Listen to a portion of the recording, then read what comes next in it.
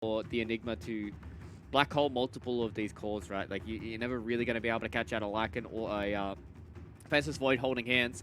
They don't really want to be in the same parts of the map. The Lycan wants to be in towards the back line, causing a bit of chaos, while as the Faceless Void is coming in and just trying to catch those heroes as they retreat. I like this Invoker band, though. Just enables them to be able to have the Alacrity on the Faceless Void. They're able to push in towards these towers, and they can kind of play fast tempo if they want to go for things like Nicholas Wex Invoker. It really is able to kind of abuse these low mana pool heroes like the Tiny and like the Lone Druid. Wouldn't hate to see one of these Spirit heroes get banned. They do have the Black Hole to at least constantly keep these heroes locked down. Something along the lines of like maybe like a Park or a Storm Spirit wouldn't be too bad of a shout here. E.g., they need a little bit more of this long range catch, because right now all they've got is the Chronosphere and the Arrow. Bat Rider's a good shout. The Bear really doesn't like playing up against the Bat, nor does the Tiny. So EG need to have a few of their checkboxes checked here, whereas on the side of Team Liquid, they just need their Mickey hero here. They just need their hero that's able to kind of play the game the way they want to play it. They've played the Naga Siren a few times before as well. Pludge would have been a fair good shout. Wouldn't hate to see something along the lines of like maybe like a Chaos Knight for Team Liquid. We've seen how much damage CK can do against these heroes, but they're just gonna go for the Leshrac. Okay. Rainbow Pony. I mean, you don't have necessarily access to the save, but you do have the battery from the Crystal Maiden providing you some of that arcane aura. So Lesh not really going to run out of mana. In this game, they're not playing into an AA or anything like that, so you'll be able to get your heals off with the Bloodstone. You're not going to believe me, bro. I was literally going to say that EG could maybe play Taratina from the mid lane for Abed. This way they have some damage in the bubble, which they were lacking beforehand. Yep. This way they have some more push potential that doesn't rely on somebody going super far forward. This way they have a lane dominator as well, and they have late game prowess on more than one hero. So it's not just RTZ being full. Matu gets some high rolls on the old entangles. That's when he can start to feel really well. But I think EG starting out to a little bit better here in the laning phase than what they did in game number one. They're definitely feeling that they've got some stronger lanes. This Mirana and Lycan lane is a little bit of an interesting one, right? Because the Leshrac can do a lot of work about being able to deal with the little wolf babies. But outside of that, if you ever get caught by an arrow, if they ever get caught with them just getting run at, it's going to be oh so hard for them to try and peel for the Leshrac, who is one of those heroes that is relatively notorious about just kind of people just running at it and blowing it to pieces. So Mikkei's able to have a half decent time in this top lane, we should be okay. But there's just a lot of aggression coming in from EG, and I like the way that they're playing their lanes this time around. Crit's just hitting Insania for all he's worth. Gonna try to put as much pressure on the top side of the map as humanly possible. One thing that's also interesting about this top lane is because they have the leap on the Mirana, the Frostbite into Split Earth combo doesn't work nearly as well. Bottom Fly gonna take some harassment damage from Boxy and Zai, but not enough to truly threaten the Enchantress. Will be able to back himself away. They haven't blocked any of these camps down bottom, so Zai and the boys will have to deal with Enchantress at her full strength. She can dip in to find any of these creeps. Nice tangle, or cancel on the salve. As we look towards top lane, let's talk about some of these heroes where we're going to be expecting pearls to be going first. Let's connect onto Lesh, onto the Lycan rather, from the Leshrac. Do they have the damage to kill Nightfall? They might actually with the Lightning Storm, and indeed they do. Mickey ends up just being able to chomp him down. All right. I was literally about to ask how quickly should the Lycan buy BKB? I think that answer is yes. Yeah. It definitely feels like he needs something in this game, but just over-aggressing a little bit. You know, obviously Team Liquid have understood that they can't really make the go onto crit, because usually they have the Frostbite in towards the Split Earth, so they've got a really good kill lane that's coming out here. So if Nightfall ever over-aggresses, much like he did just then, he can get kind of caught in an awkward spot. So EG just limit testing a little bit here in the top lane, and they have tested limits and found them a little bit too close for their own liking. So there's going to be a bit of back and forth, and if Mickey is able to at least come out on top in this lane, he's going to be the one hero that's going to be able to deal with this kind of Lycan ball, right? They've got Fly, who's going to be able to have these Enchantress creeps that float around. They're going to have Nightfall, who's probably going to go Helm of the Overlord, and a whole lot of these extra little summons. And if Mickey is able to just kind of get that little bit of extra armor, maybe a Shiva's Guard early on, he can kind of run around and just deal with these wolves and deal with these extra summons coming in from the Lycan. So much stuff that can come in this game. Inside the Team Liquid, they have stuff from the Enigma, stuff from the Lone Druid. Speaking of Enigma, down bottom, Might take a bit of damage here as they throw in the time dilation. Arteezy just trying to harass them back. Looks like we're going to have a much less bombastic early game for game number 2 here. Both squads recognizing the stakes and the difference a solitary game can make here in the TI-11 group stages. For Arteezy, I'm not sure if he's going to go the hyper greed route. Yesterday he built Midas on this Faceless Void. Does he go for the Midas again in a game like this? I mean, there are some summons you can deal with, and we see Fly about to get taken down, losing his life with one more right click from the Eidolons of Zai, but at the same time Arteezy looking for the immediate revenge, just needs 2 bashes. 1 bash! Oh, no way. Maybe? No way. Zai getting kept in the trees, but Arteezy does have access to the hatchet. He still doesn't get the bashes, but he's eventually able to get the kill regardless. A much bigger bounty than losing out on the life of the Enchantress. Yeah, to be fair, 12%. He didn't get any of those percents there, but circling back to your question about the hit and Midas, I do like it going up against these heroes that like to build, you know, kind of like HOD and all that kind of stuff. Like the Mask of Madness this game around, like you're playing in towards a lone druid, so if you ever get caught out with that Mask of Madness, it's going to be very, very hard for you to play the fights around. I've just been liking Hand of Midas just a little bit more on Faceless Voids, so I feel like Arteezy probably will be going back towards that Hand of Midas this time around, unless he wants to try and play a little bit faster and skip out on the Mask of Madness as well as the Hand of Midas himself and just go directly in towards the Maelstrom. Wouldn't hate that either. They've got a lot of damage inside of their own Chronosphere. They've got a good ball that they can kind of get going with that Helm of the Overlord. They can play behind Fly, who's going to be on this Enchantress, so they definitely got ideas to be able to play something a little bit different. Oh, Arrow of the Gods.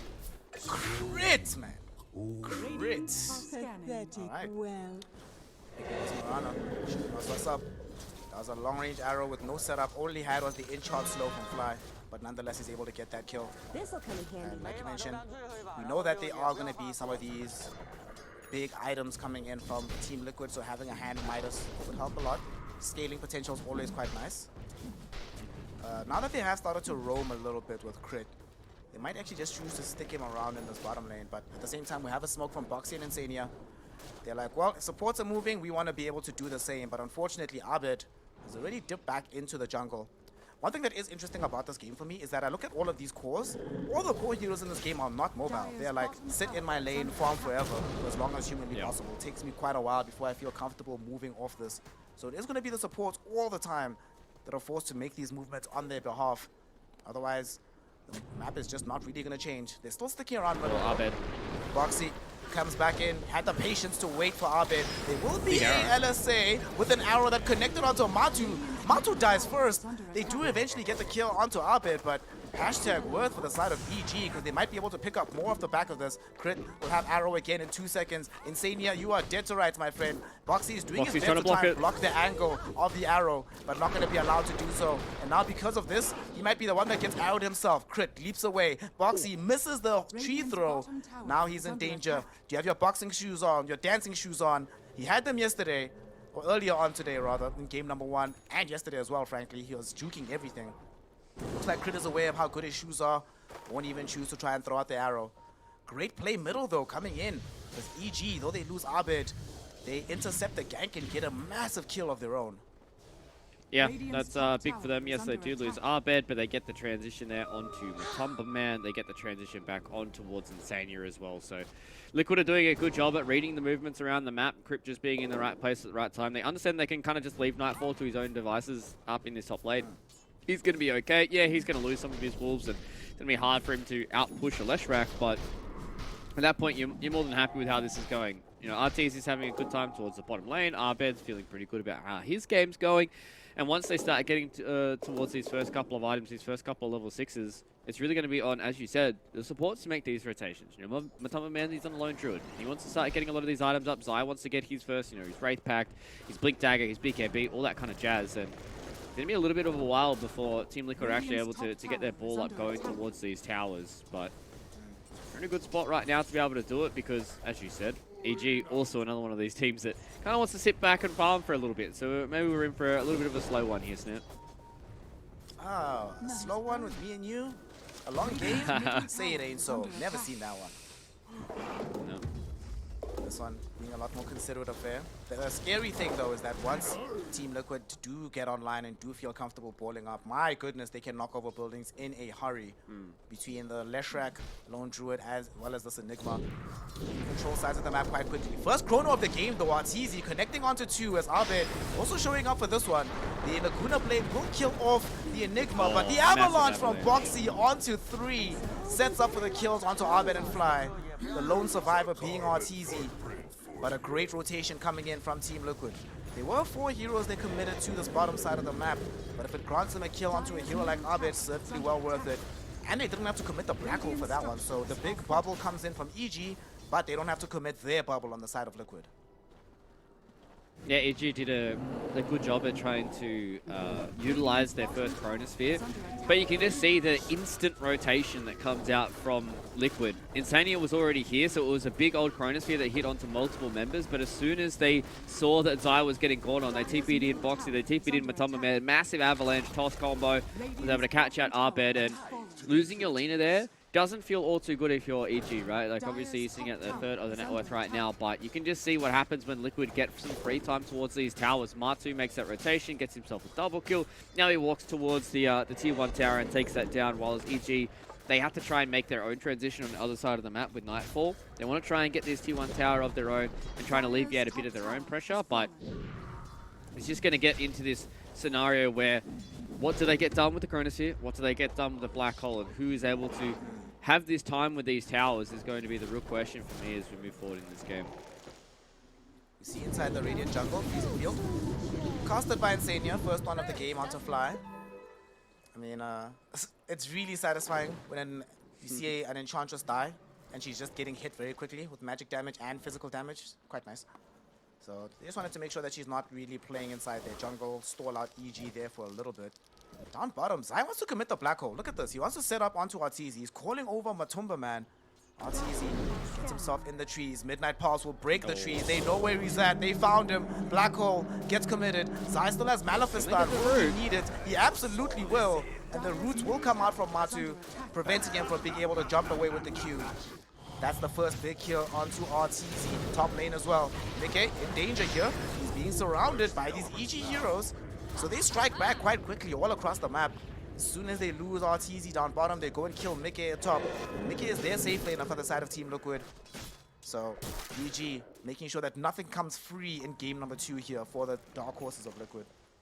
Yeah, and Liquid having to commit the black hole here, so there's at least 170 seconds without them having to worry about that. Unfortunate thing there for Arteezy as well. The fact that he time walked in towards the trees meant that it didn't have time walk, even if he got outside of the entangle. So now Matu, he has this DD rune. He's getting closer towards his Desolator. I really like when I see these Lone Druid builds. You just see Mask of Madness in the Desolator. You can go into something like a BKB or even like an AC, Basher.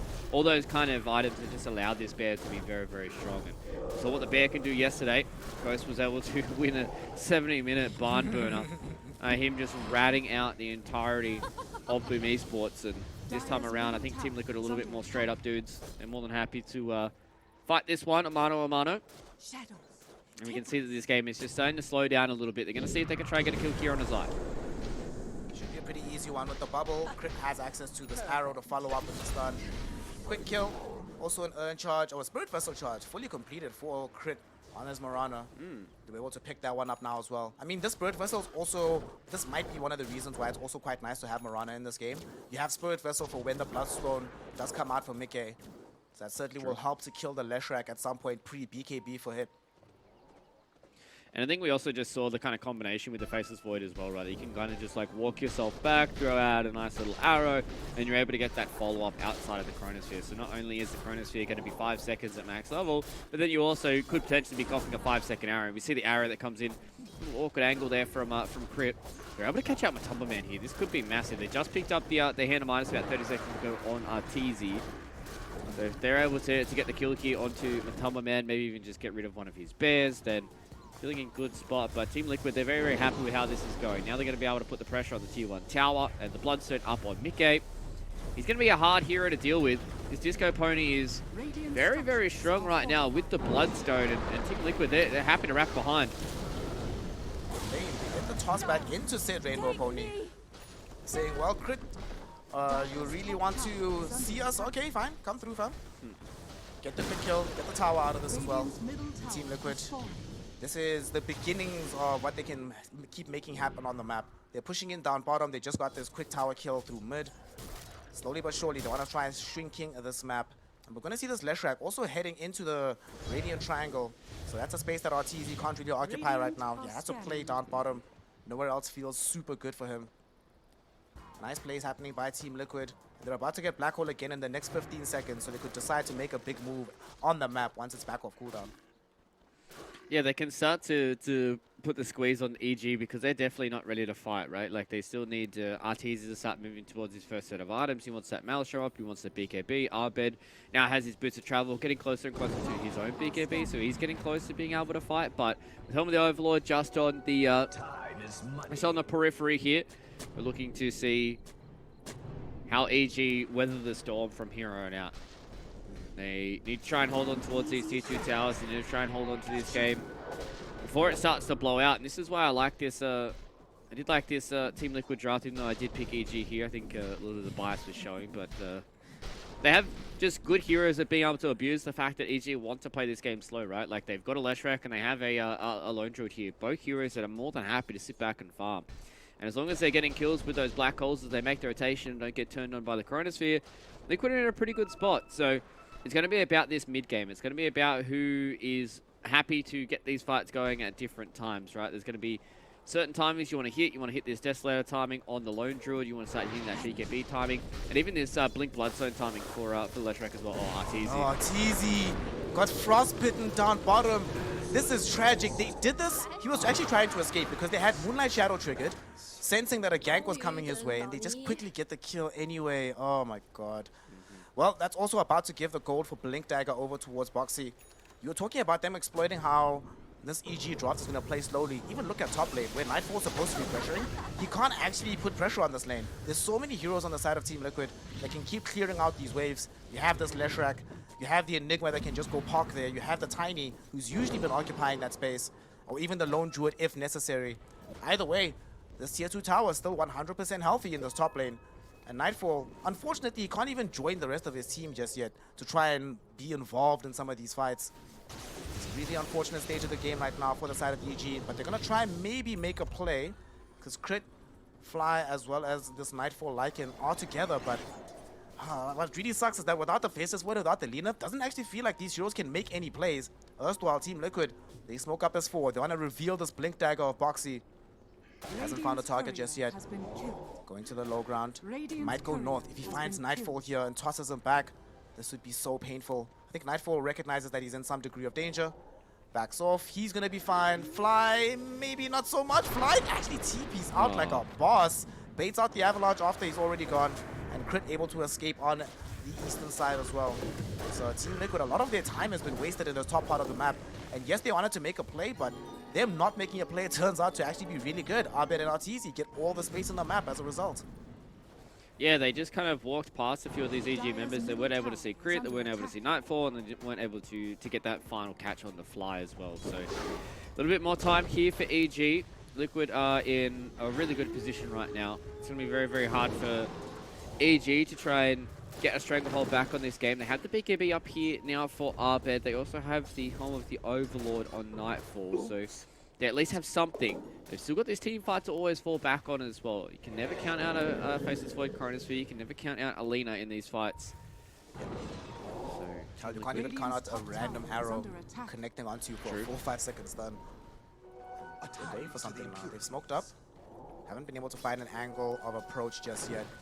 Unfortunately, their relative lack of map control makes it much more difficult to make these jumps in mid lane. Boxy jumps onto Arteezy. He gets feared. He gets right-clicked down. And the Faceless Void is gone. Freezing Field coming in from Insania. Arbed though goes BKB with the LSA to cancel it. But here comes Mickey. Bloodstone is a-going. The damage is a-coming. And they're going to lose 2 because of it. A double kill for this Leshrac. They might not be done just yet. Boxy does come across Nightfall, but not able to get a correct beat onto him. However, with these 3 heroes being dead, and especially with Arteezy having fallen to the wayside, this opens up the path for the Roshan pit. Are going to be getting an Aegis into the hands of, I imagine, this Leshrac, but Matsu could take it as well. yeah, just Team Liquid is playing really clean. This playing, they understand that as long as they catch the Faceless Void, they have to force him to try and get a time walk off and then try and get a Chronosphere. That it is also hard for EG to be able to get these team fights going. Liquid decided to take a pretty big stranglehold of this game. Mickey had been an absolute blinder of a game once again. 12,000 net worth at 19 minutes into the game. Matu was one that picks up the Aegis of the Immortal. Liquid, they've got everything in front of them. All they need to do is start taking down a few more of these towers. They can start pressuring the tier 2s. EG are definitely not ready to fight. Arteezy is not in a position right now that he wants to try and fight. He needs to have that BKB so he can try and survive some of this burst that comes out. Same thing with the rest of some of these other heroes. You know, Nightfall we saw in that previous fight. Yeah, you click the Lycan ulti and you run towards the Crystal Maiden. But as soon as she hits the freezing field, she's got so much armor and she does so much damage to you that it is also hard to try and come out. Oh, once again, Box has been found. Found Arteezy as well. Gets caught out. There's a Chrono though coming in from Arteezy. He kills Crystal Maiden first. Boxy's inside of this bubble as well. And between Arbed and Arteezy, they are able to get that kill. The reinforcements from Team Liquid not able to respond in time because they are busy sieging a tier 2 in the top lane here. So this is going to be a small degree of exploitation from EG, allowing themselves to get up onto the map.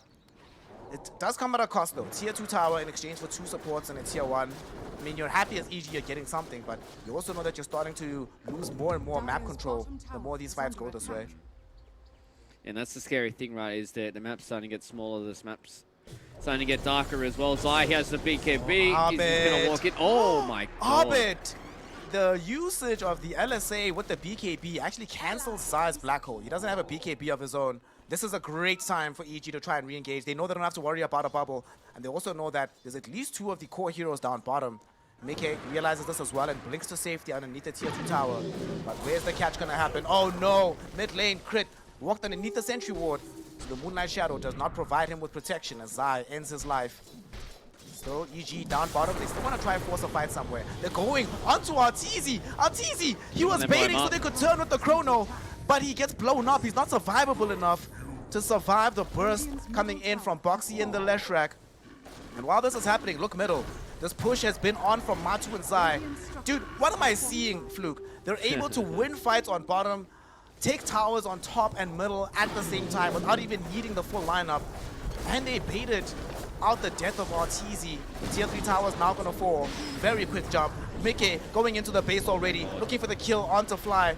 But Fly will be able to stay alive. Arbed finds the LSA onto Mickey. Still not enough damage to reliably threaten the Leshrac just yet. They know Arteezy's coming back, but they also know he doesn't have a bubble as Crit gets thrown back by Boxy. Boxy's on a mega kill streak. This Tiny has been on one today. Just Boxy in general has been on one. Rax almost Team Liquid on to one, I think. here. Yep. Well, the way things are looking, Fluke, I think they're going to be on 2 today. You know, get the 2-0 here against CG would be big for them, and this is what we always talk about when we talk about this Team Liquid squad. You have to be so careful about how you draft against them, and this is why I talked about this game 2 being oh so important for these teams to really kind of figure out who's winning the mental kind of warfare, who's winning the band chicken, who has the better kind of ideas about way these drafts do work out. I really like this Team Liquid draft, where they just open up with the Lone Druid. And I think this might start leading teams a little bit more towards first pick. Just being able to protect a carry like Lone Druid just opens you up to so much more in these fights. You go in, you pick this Lone Druid, you've already realized that it's going to be an Enchantress plus a Faceless Void. You feel good about how it's going, and Team Liquid, they play so well around the Lone Druid. They play so well around hitting these perfect timings and kind of trying to close the game out. And they're doing such a good job right now, and everybody on Team Liquid is playing fantastic. Look at this wrap though from EG. They want to try and break this up. They've smoked up all the way behind. They really want to find the Enigma or any other bigger target first. Arteezy still has access to the bubble. Who's he going to commit it on? He hasn't used it just yet. They've already blown up the Enchantress, and now the Chrono comes out. But there's a freezing field. Arteezy can't put in the damage. They eventually do end up creating Crystal Maiden. Now Matu trying to get himself out of dodge here. He's in danger, losing his life slowly but surely. Does still have an Aegis though. The fear preventing Arteezy from getting the final kill. As Boxy somehow still alive, will eventually end up going down. But Arteezy getting turned around upon by Mickey and Matu. And they're able to get the kill. They don't even burn the first life of the Lone Druid. Arbed ended up dying as well. Fear throws back Fly, so he cannot escape either. As the only person able to run deep away is going to be Nightfall. Crit is forced to hide inside the trees. And EG has seen enough. They do not feel they have what it takes to keep this game going, so they throw in the towel, they call GG, they ensure that Team Liquid are not just on one, they are on two as they secure a victory, the first series victory over the side of Evil Geniuses. Yeah, first team to be able to give Evil Geniuses a loss here in the TI group stages. First team to be able to get the 2-0 over the